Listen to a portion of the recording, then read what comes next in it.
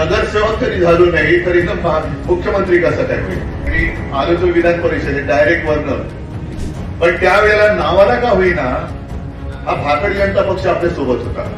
ना खाऊंगा ना खाणे दुकाने, एवढं खाते जाते कुठे तेच कळत नाही तुमचं. आणि नडलो ते असं नडलो की मोदींना सुद्धा घाम फुटला. यांचे 12 वाजल्यानंतर एक जाईल बारामतीला, दुसरं जाईल तो तिकडे पंचतारांकित शेती करायला, तिसरं जाईल नागपूरला. जायचं तर उघड जा, पण आत राहून दगाबाजी करू नका. नगरसेवक माझे नगरसेवक जात आहेत, जा आत्ताच जा, ज्यांना जायचं त्यांना. तू तर राहशील तर मी तर राहील. तसं मला आणि आदित्यला तुरुंगात टाकण्यासाठी या फडणवीसाचे डाव होते. सरळ आहोत तोपर्यंत सरळ आहोत, वाकडे गेले तर तोडून टाकू. उपस्थित सर्व शिवसैनिक बांधवांनो, आताच्या या घोषणा झाल्या त्यातली शेवटची होती ती फार महत्वाची आहे. हर हर महादेव.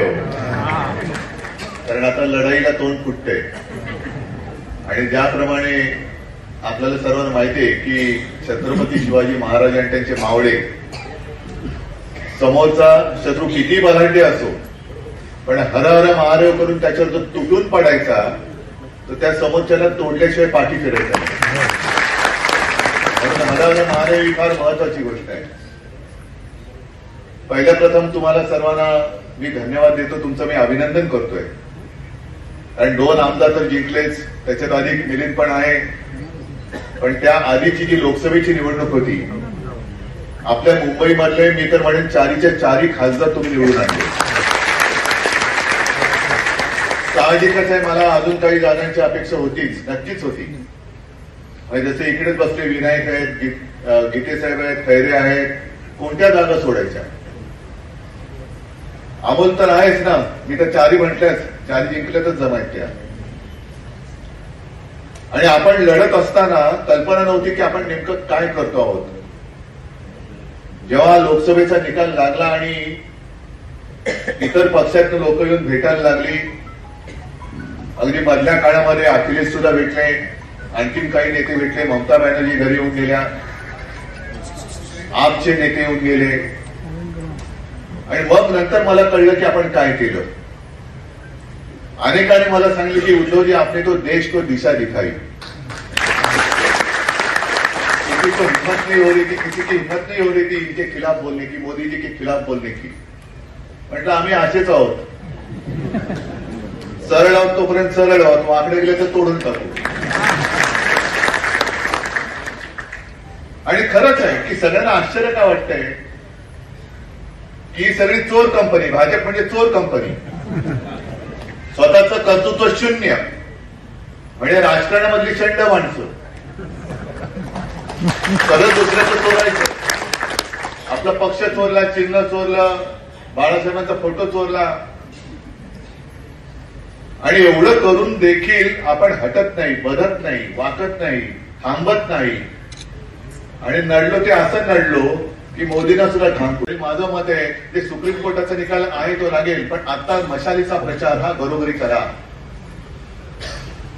कारण अनेक ठिकाणी ग्रामीण भागामध्ये या चोर कंपनीने आपल्या शिवसेना प्रमुखांचा फोटो लावला आणि बाळासाहेबांचं धनुष्यबाण. काही जणांनी मला सांगितलं उद्धवजी हम तो आपको वोट देना चाहते थे, मराठी लोकांनी सांगितलं, लेकिन हमने गलती से OINR को दे दिया. हे थोडं आहे, गोंधळाची परिस्थिती आहे. एक तर मशाल आपण स्वतः एक चित्र केले, ते निवडणूक आयोगाकडे दिले आणि त्यांना विनंती केली की जसं पूर्वी आम्ही धनुष्यबाण जे चिन्ह आहे त्याचं चित्र आम्ही तुम्हाला करून दिलं होतं आणि तुम्ही आम्हाला ते मान्य करून दिलं होतं, तसं आमच्या मशालीचं चित्र सुद्धा तुम्ही आम्हाला मान्य करून द्या. आणि मशालीची साधर्म्य असणाऱ्या, मग चिमणी असेल, आणखीन काही असेल, त्या निशाण्या तुम्ही मतपत्रिकेवरती ठेवू नका, ही विनंती आपण त्यांना केलेली. बघू काय होईल, त्याचा पण निकाल 60-65 वर्षात लागेल. पण तोपर्यंत आपली मशाल जी आहे ती घरोघरी पोहोचलीच पाहिजे.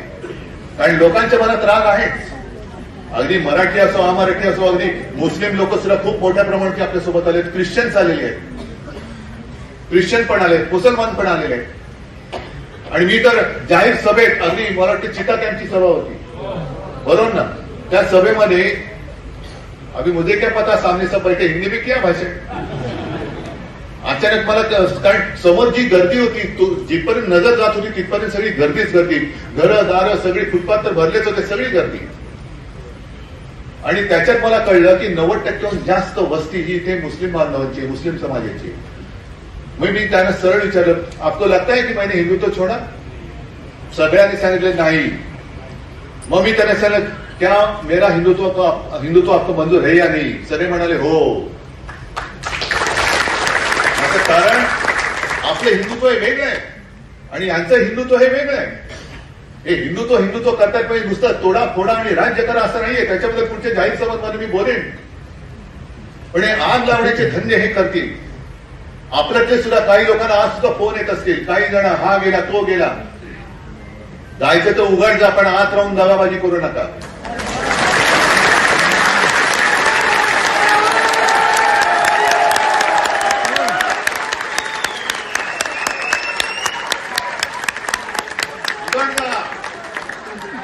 मी आणि माझा शिवसेना प्रमुखांनी जोडून दिलेले शिवसैनिक राहतील, त्यांना घेऊन मी लढाई जिंकून दाखवेन.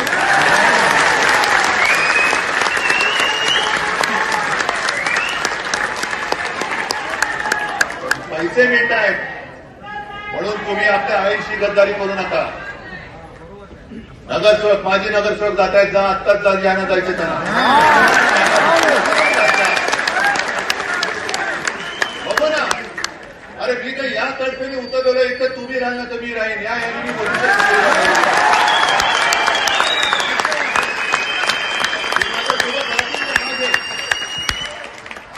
समोर राहतील ते समोरचे माझे शत्रू.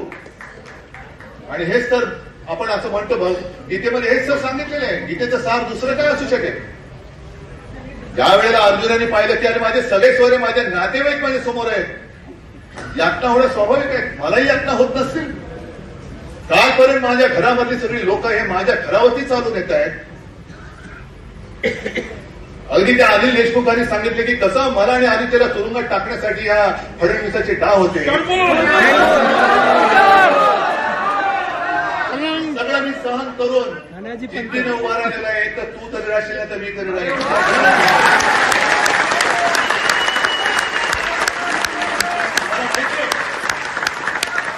अजूनही माझ्याकडे अधिकृत पक्ष नाहीये, माझ्याकडे चिन्ह नाहीये, माझ्याकडे पैसा नाहीये. पण मी केवळ आव्हान देऊ शकतो आणि देतो ते तुमच्या ताकदीवर, तुमच्या भरोश्यावर.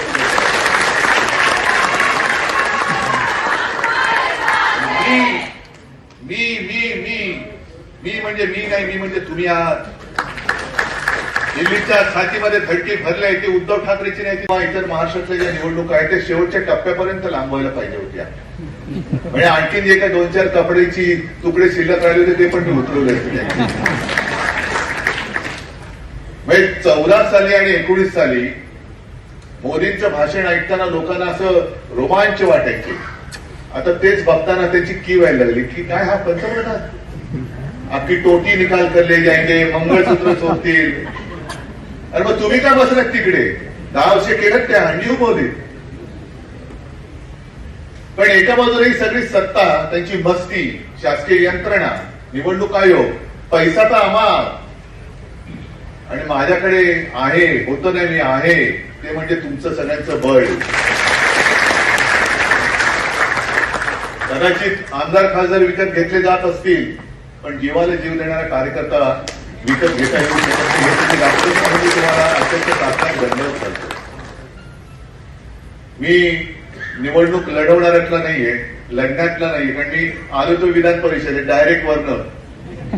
कारण कोणाच्या ध्यानीमध्ये स्वप्न माझ्या पण नव्हतं की मी नगरसेवक तरी झालो नाही तर एकदम मुख्यमंत्री कसं काय होईल. पण झालो खरं, जे काय करता येणं शक्य होतं ते मी केलं. आणि ही जी निवडणूक आहे किंवा हे जे आव्हान आहे, मी तुम्हाला आठवत असेल मागे सुद्धा बोललो होतो की आपल्या आयुष्यातलं हे सगळ्यात मोठं आणि आपली परीक्षा घेणारे शेवटचं आव्हान. कारण याच्यानंतर हे आपण जिंकल्यानंतर आपल्याला आव्हान देणारा या देशात दुसरा कोणी जिंकला. यांनी सगळे प्रयत्न केले. घरामध्ये फूट पाडली, पक्षामध्ये फूट पाडली, पक्ष चोरला, सगळं चोरलं. पण त्यावेळेला नावाला का होईना हा भाकड जनता पक्ष आपल्या सोबत होता. आता आव्हान मी का मोठं म्हणतोय की कारण यांनी 25-30 वर्ष आपल्यामध्येच राहून आपण कसे काम करतो ते बघितलेलं आहे आणि आता आपल्याला आव्हान द्यायला उभे राहिलेले आहे. पण यांना कल्पना नाहीये की शिवसेना म्हणजे गंजलेली तलवार नाही, ही तळपती तलवार आहे. आता त्यांचे जे काय मनसुबे आहेत, हे मनसुबे मुंबई आणि महाराष्ट्राला भिकारी करण्याचे. ही निवडणूक काय जिंकायचे? उद्धव ठाकरे आगे बढवण्यासाठी नाहीये. शिवसेनेचं काय होणार आहे तुम्ही समर्थ आहात, पण ज्या कारणासाठी संयुक्त महाराष्ट्राचा लढा झाला होता, मुंबई महाराष्ट्राला मिळालीच पाहिजे म्हणून मराठी माणसाने जे बलिदान केलं, ती मुंबई टिकवण्यासाठी हा लढा द्यायचा आहे. वातावरण निर्माण केलं जातं की याने हिंदुत्व सोडलं, हिंदुत्व सोडलं, हिंदुत्व सोडलं. म्हणजेच काय की मुंबईमध्ये आपल्याकडे हिंदू म्हणजे शिवसेनेने हिंदुत्व सोडलं, मग हिंदूंमध्ये फूट पडायची. मराठी माणसामध्ये सुद्धा समाजामध्ये आगी लावायच्या. तोडा आणि राज्य करा ही इंग्रजांची जी नीती होती, तीच बरोबर हे मोदी आणि शाह हे व्यापारी इकडे आपल्यामध्ये फूट पडून ते राज्य जिंकायला बघताय. हा जो काय त्याला भस्म्या रोग झालेला आहे, भस्म्याच पडायला पाहिजे. आणि खाल्लं ते पचत नाहीये.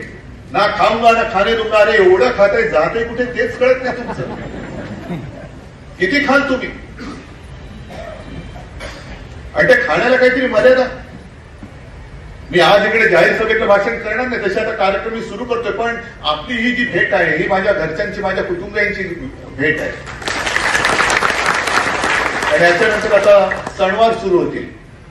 गणपती येतील, नवरात्री येईल, दिवाळी येईल आणि त्याच सुमारास फटकन कधीतरी निवडणूक येईल. मग आपल्याला असं भेटताच येणार नाही. मग सगळं झालं, अरे निवडणुकीचं बोलायचंच राहिलं.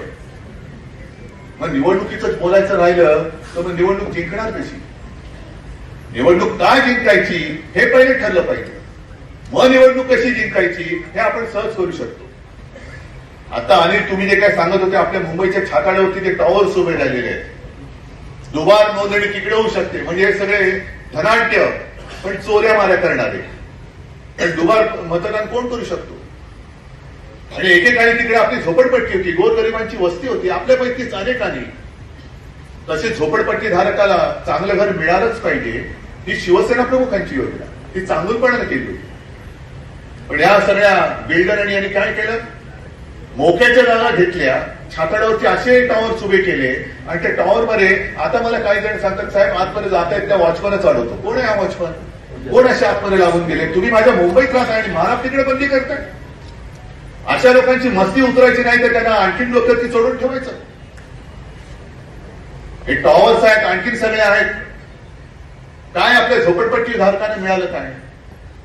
आणि अशी जी काही उपरी मुंबई आपल्याच मुंबईच्या छातीवरती बसते, ती आणखीन बसवण्यासाठी व्यापाऱ्यांना मतदान करायचं. मी जे तुम्हाला तळमळीने सांगतो की आपली मुंबई आपल्यापासून तोडतायत. ज्याप्रमाणे त्यांचे फास आवडले जात आहेत ते बघितल्यानंतर उद्याची मुंबई आपण असेच जर का असेच म्हणजे आता झोपेत नाही होत, आपण करून दाखवलेलं आहे. पण या वेळेला जर का झोपून राहिलो आणि जर सत्ता निसटली हातातून, आपल्या छातीवरती आपली मुंबई आपल्या उपऱ्यांच्या हातात गेलेली दिसेल. आणि हे सगळे व्यापारी तिकडून बसतील. हे आले ते राज्य करण्यासाठी आलेले आहेत, रोजीरोटीसाठी आलेले नाहीयेत.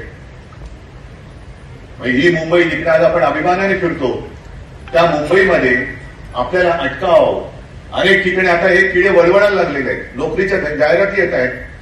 मराठी माणसाला इकडे प्रवेश नाही, पहिलं कानपट फोडा त्याचं.